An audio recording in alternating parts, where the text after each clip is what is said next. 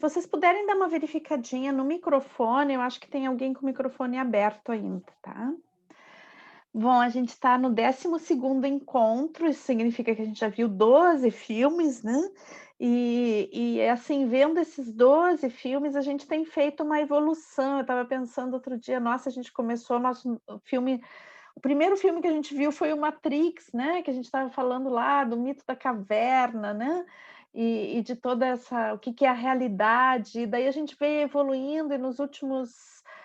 filmes a gente vai indo para um ambiente tão delicado, tão sutil, tão poético, que é o próprio amor, né. E daí então chega esse filme que a gente tem agora, né, que é o Colcha de Retalhos, né, que o Colcha de Retalhos então é um filme de 95, é um filme já um pouco antigo, né, e a Jocelyn Moorhouse, né, na realidade ela é australiana, e ela então mas o filme foi feito nos Estados Unidos, né. E ele se chama Colcha de Retalhos na tradução em português, né, e o filme em inglês é como se faz, né, uma colcha de retalhos. E então vai utilizar, né, essa metáfora da colcha de retalhos. Então hoje a gente estava conversando, né, que é um filme, eu considero esse filme, ele, num primeiro momento ele pode nos parecer um pouco água com açúcar, um filme, assim, quase uma fantasia, né, porque ele se dá num lugar, assim, no campo, um lugar, assim, bem paradisíaco, num campo próximo à praia, né, e tem um romance. Ele não é um filme, assim, contundente em termos de imagens rápidas, violentas, super impactantes, né, mas ele tem uma delicadeza, que para mim, ele me lembra um sonho, né, então eu pensando nos elementos do filme, eu imagino um pouco como se fosse um sonho, né, e eu quero explicar isso para vocês então. Então, hoje a Isaura colocou, né, que uma das coisas que chamou a atenção dela é o nome, né, então, existem 7 mulheres que se reúnem todos os anos para fazer uma colcha de retalhos, né, então elas passam, um tempo juntas na casa de uma delas, né, fazendo uma colcha de retalhos em cima de uma grande mesa, né, se distribui todas as peças, e elas ficam costurando junto e ficam conversando, trazendo as suas memórias, vivendo, os seus dramas, né. E cada ano, então, a coxa de retalhos tem um nome, né. E daí o que aconteceu é que tinha uma oitava mulher aquele ano, né, que era uma mulher que é a neta de uma delas, né, e que vai passar uns dias lá, porque ela está escrevendo, né, um trabalho, e ela quer tranquilidade para escrever esse trabalho, então ela vai passar esses dias lá. E ela está apaixonada, está noiva, pá né, então elas decidem juntas que a colcha de retalho daquele ano vai para essa moça, vai ser dessa moça como um presente de casamento, né. E daí elas decidem qual vai ser o tema. Aqui eu trouxe sobre a forma de uma pergunta, mas o tema, na realidade, da colcha é uma afirmação. É cada uma colocar na colcha, né, cada uma das 7 mulheres, coloca na colcha representado o que significa o amor para elas, onde elas encontram o amor, né, onde elas encontraram o amor.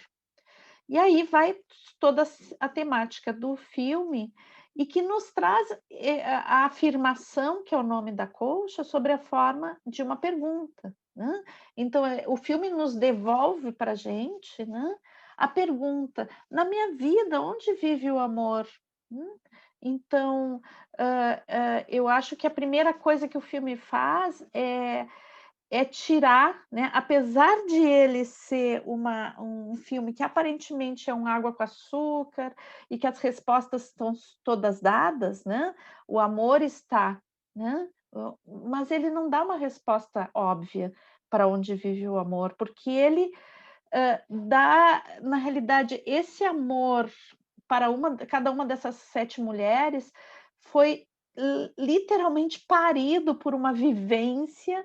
às vezes muito sofrida, às vezes muito difícil, onde elas tiveram que viver quase toda a vida delas para chegar à conclusão de onde vivia o amor, né. E daí o ato de fazer a colcha faz com que elas tenham que fazer o esforço, né,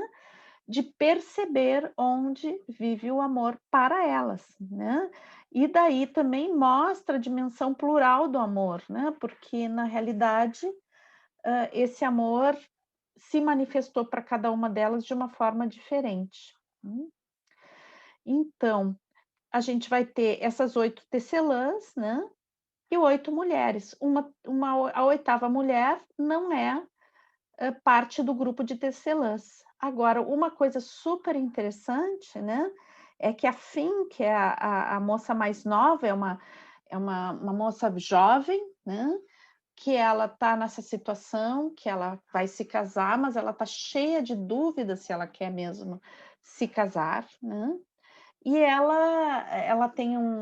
vem de uma família onde a mãe, assim, e os pais, né, tem acho que uma coisa, assim, meio dos anos 60, né, então, assim, é uma fa o pai e a mãe têm uma coisa assim, bem fluida quanto ao casamento, né. E isso, de certa forma, marca ela positiva e negativamente, no sentido de que ela gostaria talvez de ter um referencial mais estável do que era o casamento. A mãe e o pai não oferecem esse referencial, um pouco estereotipado do casamento, porque eles fazem coisas diferentes, né, eles vão e voltam nessa relação, eles vão redefinindo o que é amor dentro da própria relação, e ela se lamenta também um pouco disso, né, porque ela diz assim: "Ah, mas", ela mostra uma insatisfação quanto a isso, no sentido de que bom, né, que não podia ser um pouquinho mais normal essa história, né, tanta ida e volta e coisa. Mas ao mesmo tempo que ela se ressente disso e talvez gostaria que tivesse uma ilusão de uma maior, entre aspas, "normalidade" na relação com os pais, por outro lado, ela se questiona se ela quer isso para a vida dela, essa normalidade que ela gostaria que a mãe tivesse, que o pai tivesse, e que ela gostaria de ser fruto disso, mas também ela não sabe se ela quer isso para a vida dela, né. E daí, então, ela está escrevendo uma tese que ela já mudou 200.000 vezes o tema da tese, não conseguia achar, até que ela achou, né. E olha que interessante, a tese dela, né, ela vai para essa casa, para ter tranquilidade para escrever a tese, né, essa é a desculpa, mas na realidade ela quer se afastar um pouco do companheiro com o qual ela vai se casar para tentar entender um pouquinho os conflitos dela, né. Então ela quer estar distante desse cara, porque ela sente que tem uma coisa que ela não está conseguindo entender direito, né, dentro dela, que tem a ver com a pergunta: "Onde mora o amor? Será que o amor mora com esse cara, né? Será que é esse o cara?", né. Então, ela está toda saltada por dúvidas, né, e daí mas ela está fazendo uma tese sobre uma tese antropológica, né, sobre as tecelãs, né, sobre as atividades manuais femininas em grupo. E daí ela cai nesse grupo de mulheres que estão fazendo uma atividade manual, né. Então, a sensação que eu tenho que a Finn, né, por mais, assim, que às vezes ela parece ser um personagem um pouco ingênuo, né, ela tem uma ingenuidade, assim, uma coisa de adolescente, né, mas, na realidade o que eu sinto é que o filme é o grande ritual iniciático dela, né. Então ela tem algumas dissociações de um feminino que é super intelectualizado, né, então ela vai fazer um trabalho e a gente vê, assim, é uma bíblia aquele trabalho dela, né, um monte de páginas, é uma coisa imensa, né, onde ela vai falar sobre algo que ela não consegue viver, né, então, ela é uma mulher intelectual, né, falando sobre as mulheres que trabalham, né, e que elas estão trabalhando ali na frente dela, fazendo trabalhos manuais na frente dela, ela participa disso como uma espectadora, né, ela não consegue entrar nessa dimensão. Então acho que tem uma coisa de ela estar no início do filme num plano de ingenuidade, num plano de um funcionamento adolescente, num plano de imaturidade emocional, e num plano de um entendimento racional das coisas, né. Então ela quer dar explicações racionais e ela quer encontrar respostas racionais para as coisas. E daí, assim, a sensação, se a gente vai levar para a questão do ritual iniciático, né, os rituais iniciáticos antigos, eles tinham isso, né, a mulher se recolhia para uma casa de mulheres, né, e daí então, realmente, ela vai se recolher a essa casa de mulheres, né, ela vai receber uma visita uma vez do namorado, que é uma visita que acaba, assim, num conflito, né, e depois ela vai ter o Leon, né, que é aquele cara super bonito, super gostosão, que, nossa, fica provocando todo o desejo dela, né. Então, eu acho que o grande aprendizado do processo da fim é justamente essa relação. Bom, o que que é o amor e o que que é a liberdade, né? Hã, o hã, onde eu encontro o amor, né, com liberdade, né, então, que é um desejo muito legítimo, né. Então, daí vai começar a história, né, a história das mulheres, né. Então, na realidade, eu acho que o filme A Colcha de Retalhos, que vai retratar a história, na realidade, quando elas dizem onde está o amor para elas, elas têm que refazer uma memória para tentar entender onde está o amor para elas, né. Então, as histórias, as memórias, né, são essenciais para formar quem nós somos. Nós somos,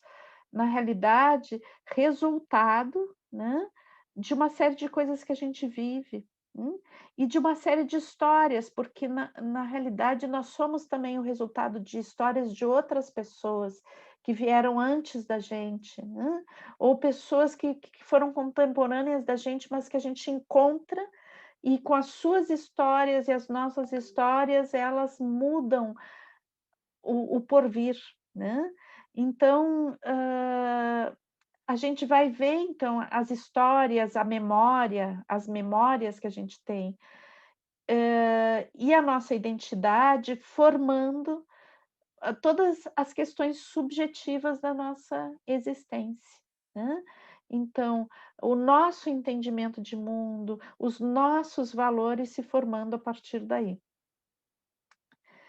Então a gente pode entender, de certa forma, que nós mesmos somos a colcha de retalhos, né. Ao mesmo tempo que a colcha de retalhos representa um coletivo,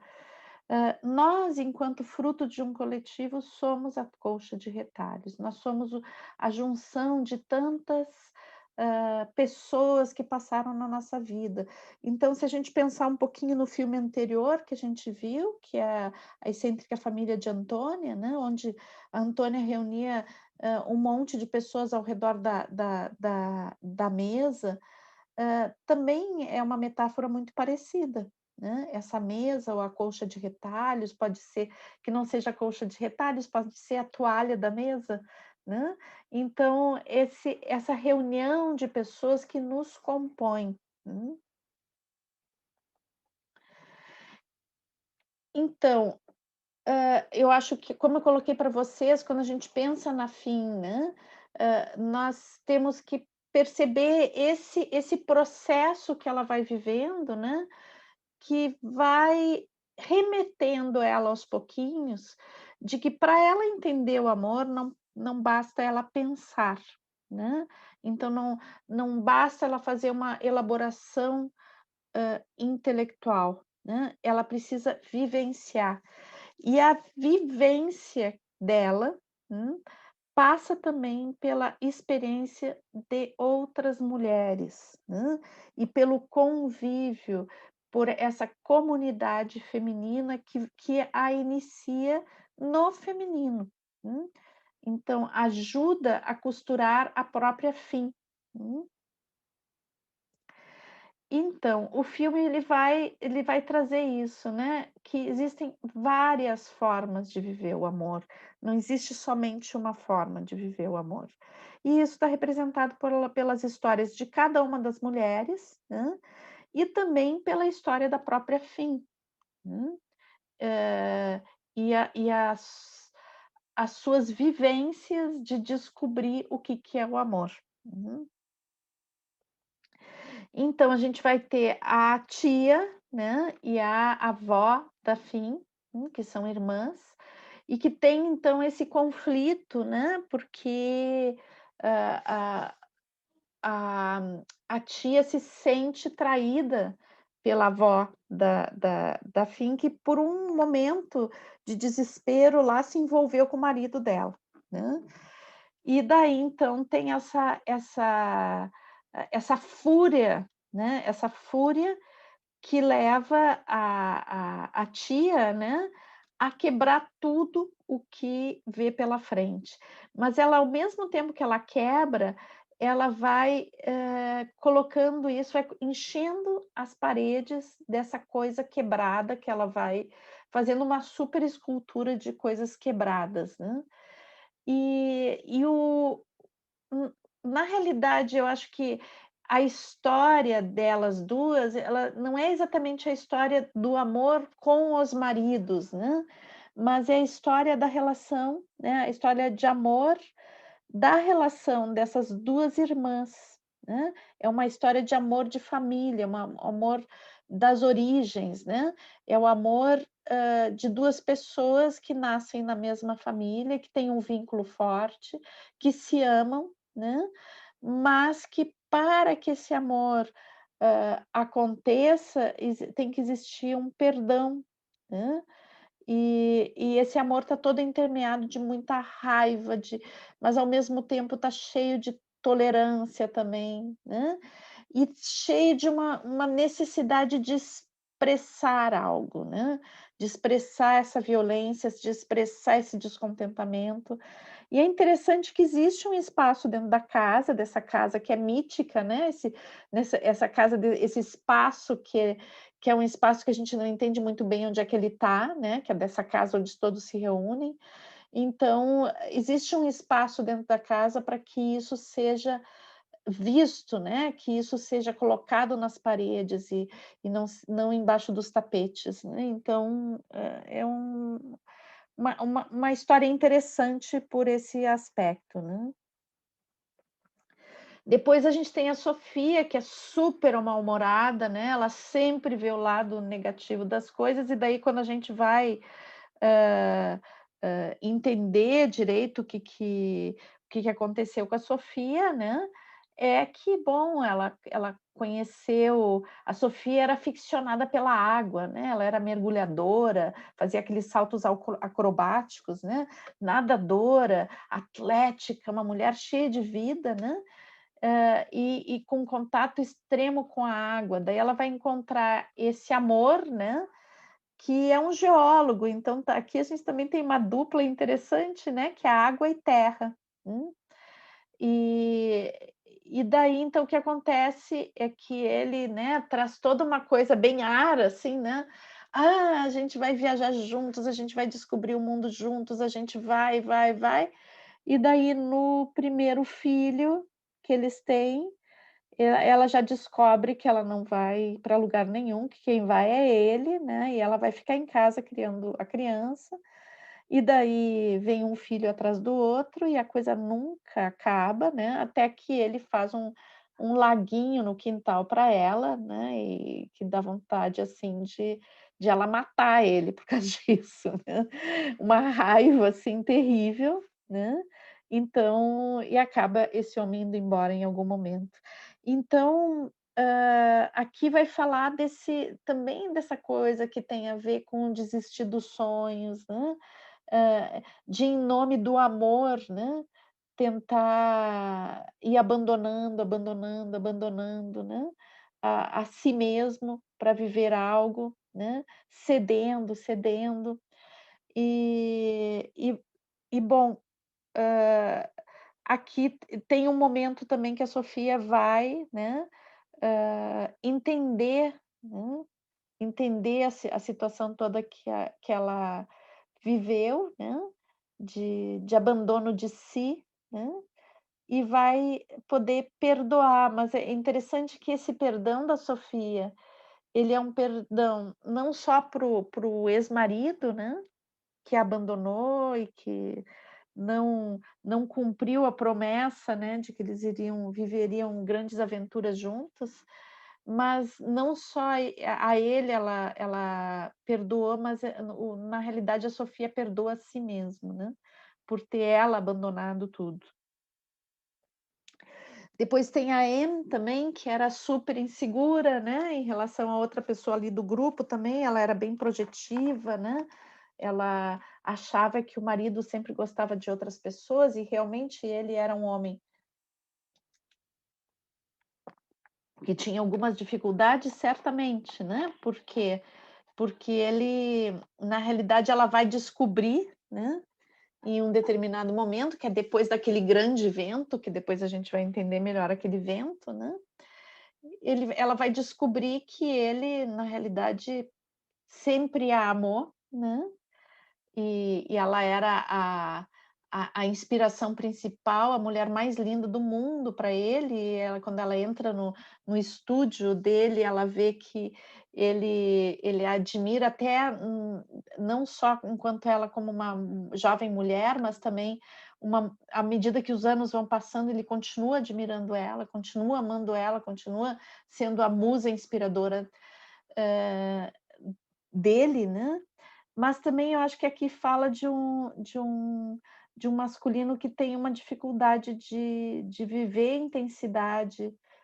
da relação, né, que fica borboleteando para tentar lidar com a sua própria insegurança, para lidar com o próprio poder, né, de presença de um feminino marcante na sua vida. Então acho que traz essas questões que são bem interessantes também. Bom, é muito surpreendente para ela se recolocar, né, ver que na realidade,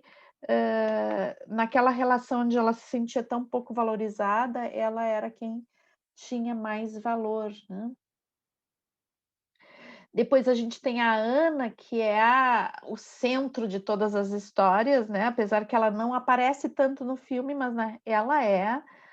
a a maestra, né, ela que vai, hã, assim como a avó da Finn é a que tem a casa, né, a Ana que tem o conhecimento, é ela que agrega esse conhecimento, e coordena os trabalhos, né, ela que sabe fazer a colcha de retalhos. E daí tem toda uma questão sobre a ancestralidade, né, a ancestralidade feminina. Hoje a gente descobriu que a atriz, né, que fez esse filme é uma ativista, de direitos humanos, uma ativista, de luta pelas questões raciais e pela questão do feminino, né, então acho que não é por acaso que é escolhida essa atriz para ser colocada nesse lugar, né. E ela representa justamente isso, essa ancestralidade, eu tive inclusive pesquisando, tentando entender melhor isso, né, para ver se a presença das mulheres negras nos Estados Unidos tinha a ver com a confecção de colchas de retalho, né, porque não para mim não ficou claro, né, no filme, hã, a origem desse conhecimento, né, porque a Ana já recebe de uma ancestral esse conhecimento, né, e ela vai chegar nessa casa, né, é acolhida dentro da sua gravidez, né, hã, na casa dessa na casa onde depois vai se transcorrer toda essa história, né. Então, eu acredito que ela representa justamente essa questão muito antiga, que não tem a ver exatamente com os povos europeus ou com uma tradição específica, mas ela representa essa mãe África, né, essa origem de todas as coisas, essa origem da humanidade. Mas eu, de qualquer forma, eu tive pesquisando se também na ancestralidade africana dos Estados Unidos existia a cultura da colcha de retalhos. Eu não achei. Claro, eu não tive muito tempo para pesquisar isso. Eu fiz uma pesquisa breve e não achei que fosse específico da população afro-americana à colcha de retalho, né, para ver se tinha a ver com isso ou tem a ver mais simbolicamente com a questão da grande mãe, a mãe africana, a origem do feminino, então, porque a gente sabe que as se coloca assim que a humanidade começa na África, né, e a gente tem essa Eva ancestral que sai da África, né, e vai, trazendo geração após geração que vai circulando vai entrando em todo o mundo, né, a humanidade a partir de uma ancestral mulher, né. Então acho que a Ana representa muitas coisas nesse sentido também, né. Depois tem a sua filha Mariana, né, que tem que é uma mulher muito emancipada, né, muito dona de si, muito que busca muitas coisas, mas que, ela descobre, né, que aquele grande amor aquela pessoa que ela achou tão maravilhosa, que ela gostaria tanto que fosse o seu companheiro, né, não quis estar com ela, porque esse companheiro tinha uma fidelidade à sua companheira, né. E então, eh, essa coisa também da compreensão, do amor, né, do amor enquanto, hã, opções, né, enquanto o que que significa fidelidade, né, a fidelidade a si mesmo, a fidelidade, à sua própria história, a fidelidade à sua própria autoestima, né. Então, ela é uma mulher super batalhadora, né, mas também com uma necessidade, né, de ser amada, de ser recebida. E daí a gente vai ver aqui também essa história que eu acho que tem alguma coisa que o filme vai trazer sobre a ancestralidade negra especificamente, né, porque as personagens negras, elas elas têm algo a ensinar. Elas entram dentro do filme com algo a ensinar, a partir da sua vivência, a partir da sua história, é uma linhagem de mulheres negras que estão dentro do filme, né. E daí, então, elas têm a questão também de que elas trazem a questão do corvo, né, depois a gente vai ver um pouco mais adiante, e elas trazem a questão do corvo como elas também sabem, né, interpretar os sinais. Então, acho que a questão da ancestralidade negra é uma metáfora importante, né, enquanto, hã, tocar nas origens do feminino. Daí a gente tem aqui esse rapaz, né, tão lindo ele, que a foto não está muito boa, né, mas que ele representa, né, por um lado ele representa todas as tentações, as vontades, né, porque o grande conflito da Fim é entre a estabilidade da relação de par, né, e a vontade de ser livre, viver todas as experiências. Daí aparece esse cara no filme, né. E a sensação que eu tenho, se a gente vai olhar ele, né, como se a gente estivesse num sonho, né, ele na realidade é uma parte da Fim, né, ele representa o ânimos da Fim. E uma das coisas que a gente tem que aprender no processo iniciático feminino, né, que eu acho que é uma das coisas bem importantes que a gente tem que aprender, é, do que é o nosso masculino enquanto mulheres, né, e e o que nós somos como mulheres e o que a gente vai buscar no mundo, porque às vezes a gente não tem integrado bem esse masculino dentro da gente, daí a gente projeta no mundo, a gente quer ter um parceiro que corresponda a essa imagem do masculino que está dentro da gente e que é uma parte da gente, né. Então, ele é super sedutor e tem um momento que eles ficam juntos, né. Então a sensação que eu tenho que esse encontro com esse rapaz, o Leon, né, ele é, na realidade, a integração do ânimos. Quando ela integra o ânimos, né, ela tá ela fez uma parte do processo iniciático, ou seja, ela não precisa buscar mais fora o que ela já tem dentro, né. Então existe uma maior tolerância, uma maior aceitação do companheiro concreto que ela tem, que não precisa cumprir todas as expectativas dela. Hum. E daí vem o vento, né, o vento, que daí parece que tá tudo acontecendo, tá quase pronta a colcha, e daí vem esse vento e bagunça com tudo, né. E esse vento bagunçando com tudo é que traz, na realidade, a resolução de todas as histórias, né. Então,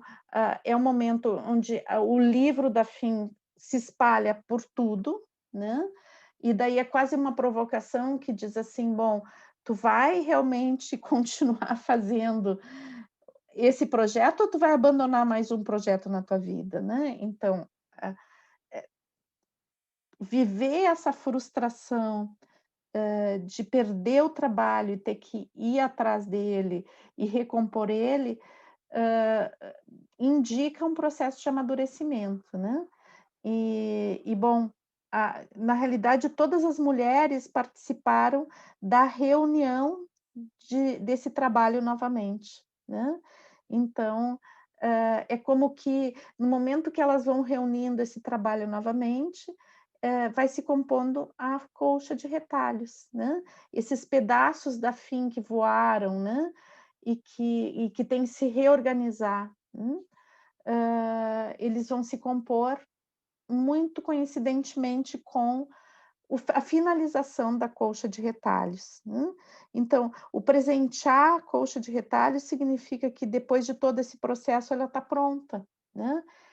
E daí aparece, né, novamente a figura do corvo,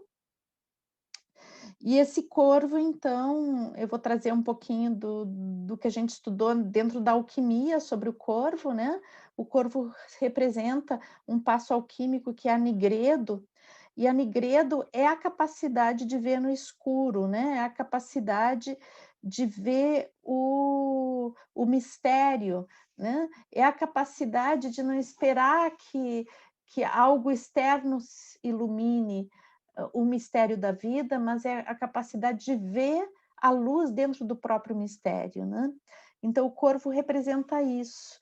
E para contatar com o corvo é necessário maturidade, porque dentro da nigredo, né, desse obscuro completo, muitas vezes existe momentos de tristeza, de depressão, de não compreensão, porque até a gente acostumar a ver aí dentro, não é um processo vivencial, né. Então, é interessante que o filme mostra que a pessoa está pronta para reconhecer o amor quando contata com o corvo, contata com a nigredo, faz o processo, aprende a ver, né. Então eu entendo, não sei se a pessoa que fez o filme tem essa compreensão, né, mas como a gente está lidando aqui com arquétipos, então eu trago uma leitura arquetípica do corvo. Hum. E daí um passo fundamental que tem a ver com esse voo, com esse vento também, né, é o perdão. Então a gente vai ver no final do filme, né, várias va o ápice se dá pela questão do perdão de vários conflitos que vão sendo, mostrados ao longo do filme, né. Então o perdão como um ato de liberdade, né, ato libertador e que, aquela energia, né, que era despendida no rancor, na raiva, ela se libera por um ato criativo. E aí então ela vai a personagem, né, vai reencontrar o rapaz, o Sam, me parece que é o nome dele, né, vai reencontrar já, né, sem